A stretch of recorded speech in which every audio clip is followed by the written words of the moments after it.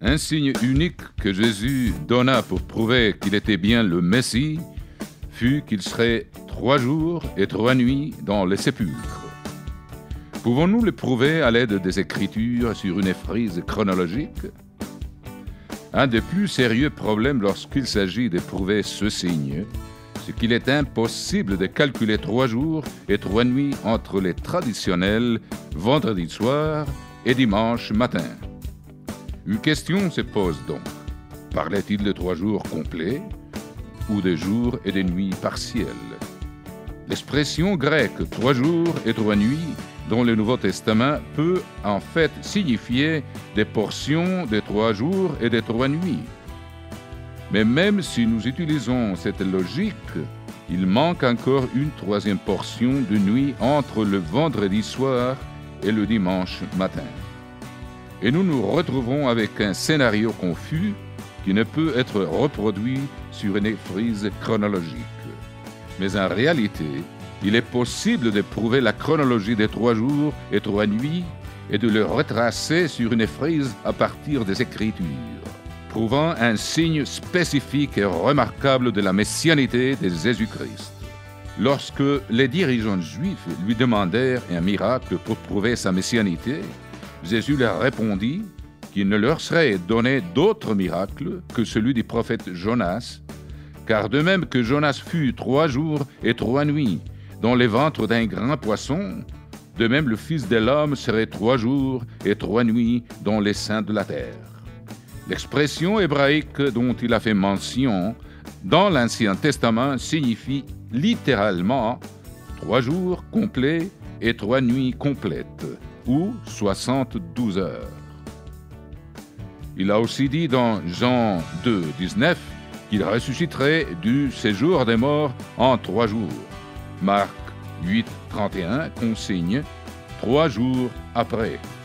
Et Luc 24, 46 dit qu'il ressusciterait des morts le 3e jour. Donc, en supposant qu'il s'agisse de 72 heures complètes, élaborons une frise chronologique en utilisant les événements relatés par des témoins oculaires dans les évangiles. Pour commencer, nous devons considérer le fait que les Juifs et les disciples de Jésus ne célébrèrent pas les fêtes soi-disant chrétiennes auxquelles nous pensons aujourd'hui, mais plutôt la Pâque et une fête appelée le jour des pains sans levain, mentionnée dans Luc 22, 1 et 7. Lévitique 23, 5, 7 explique que le jour suivant immédiatement la Pâque était un jour saint ou un sabbat annuel qui était différent du sabbat hebdomadaire qu'ils observaient chaque semaine le samedi. Le jour commence au coucher du soleil et se termine au coucher du soleil le lendemain. Jésus mourut en l'an 31 après Jésus-Christ. La Pâque de cette année-là commença un mardi soir, tandis que le sabbat annuel, le premier jour de la fête des pains sans levain, le grand jour de sabbat mentionné dans Jean 19, 31, commença un mercredi soir au coucher du soleil et se termina au coucher du soleil le jeudi. Ce qui signifie que le vendredi de cette année-là tomba en fait entre 2 sabbats, un sabbat annuel, le jeudi, et le sabbat hebdomadaire, le samedi. Maintenant, voyons les détails en les matérialisant sur une frise chronologique. Jésus célébra la Pâque avec ses disciples, Luc 22, 13, 15, qui eut lieu juste après le coucher du soleil le mardi soir. Puis, après le repas de la Pâque, ils se rendirent sur les monts des Oliviers, où Jésus pria à 3 reprises, tandis que ses disciples s'endormirent. Puis, plus tard dans la nuit, Jésus fut trahi, arrêté et conduit aux autorités juives. Marc 15, 1 nous dit alors: dès le matin, c'est-à-dire le mercredi matin, les principaux sacrificateurs et autres chefs juifs, après avoir lié Jésus, l'emmenèrent et le livrèrent à Pilate. Le verset 25 révèle qu'à 9 heures, ce matin-là, ils crucifièrent Jésus-Christ. Puis, de midi à 15 heures, il y eut des ténèbres sur toute la terre. À la fin des ténèbres, il nous est précisé dans Marc 15, 34 et 37 que Jésus s'écria d'une voix forte, puis expira. Le Sauveur du monde mourut pour tous les êtres humains qui ont jamais vécu. Mais entre 15 heures et le coucher du soleil, comme le révèle Jean 19, 31, dans la crainte que les corps ne restent sur la croix pendant le sabbat, car c'était la préparation, et ce jour des sabbats était un grand jour, les Juifs demandèrent à Pilate qu'on rompe les jambes aux crucifiés et qu'on les enlève. En d'autres termes, ils voulaient s'assurer qu'ils soient tous morts pour les déposer dans leur sépulcre avant le coucher du soleil et le début du sabbat annuel. Or, à ce moment-là, Jésus avait déjà expiré. Puis, dans Marc 15, 42, 47, nous voyons que juste avant le coucher du soleil, le mercredi soir, qui débutait ce sabbat annuel, Joseph d'Arimathée osa demander le corps de Jésus et le déposa dans un sépulcre, tandis que Marie et les autres femmes regardaient. Ainsi, peu après l'avoir déposé dans le sépulcre, le soleil se coucha et le jour saint, qui était un sabbat annuel, débuta. Puis, le vendredi matin, comme le souligne Marc 16, 1, lorsque le sabbat fut passé, ou ce jour de sabbat, qui était un grand jour, comme Jean le précisa, les femmes achetèrent des aromates afin de l'embaumer, car les échoppes auraient été fermées lors de ce jour saint.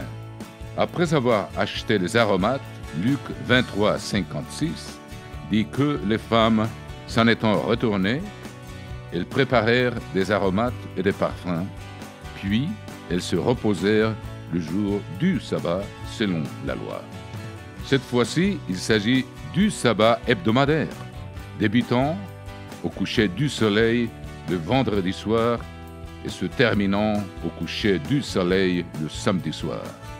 Ainsi, au coucher du soleil le vendredi soir, pour débuter le sabbat hebdomadaire, il s'était déjà écoulé 2 jours complets et 2 nuits complètes.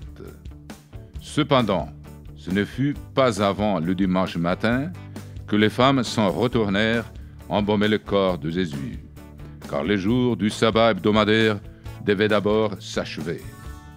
Et il était impossible d'accomplir cette tâche au cours de la nuit. Ainsi, prêtes à prendre soin du corps de leur Sauveur, Luc 24, 1, montre qu'elles sont arrivées le premier jour de la semaine, de grand matin, ayant apporté des aromates et des parfums qu'ils avaient préparés le vendredi avant de se reposer le sabbat hebdomadaire. Ainsi, Jean 20, 1 révèle que Marie s'y rendit pendant qu'il faisait encore obscur. Mais à ce moment-là, cela faisait 1, 2, 3 jours et 1, 2, 3, 4 nuits qu'il avait été déposé dans les sépulcres, comme l'explique Luc 24, 2, 3. Lorsqu'elles arrivèrent, elles trouvèrent que la pierre avait été roulée de devant le sépulcre. Et quand elles y pénétrèrent, il n'était plus là. Le verset 6-7 mentionne les anges disant « Il n'est point ici, mais il est ressuscité, souvenez-vous de quelle manière il vous a parlé. » Et qu'il disait « Il faut que le Fils de l'homme soit crucifié et qu'il ressuscite le 3e jour. » La fin de la 3e journée complète fut le samedi soir, juste avant le coucher du soleil. Il fut mis dans les sépulcres alors que le soleil se couchait le mercredi soir, avant le début du jour saint annuel. Ainsi, la première nuit fut le mercredi soir. Le premier jour fut la partie diurne du jeudi. Le deuxième soir fut le jeudi soir. Le deuxième jour fut la partie diurne du vendredi. Le troisième soir fut le vendredi soir. et le troisième jour fut la partie diurne du samedi. Puis, juste avant le coucher du soleil, le samedi soir, Jésus-Christ fut ressuscité d'entre les morts, exactement 3 jours et 3 nuits, à partir du moment où il fut mis dans les sépulcres, tout comme il l'avait annoncé, accomplissant ce signe unique de sa messianité. Comprendre et prouver la séquence de ces événements selon les Écritures renforce notre croyance en Jésus-Christ comme étant le seul et véritable Messie. Nous espérons que vous avez apprécié cette vidéo. Veuillez l'aimer et la partager et vous abonner à notre chaîne YouTube. Pour en savoir davantage, rendez-vous sur notre site mondedemain.org.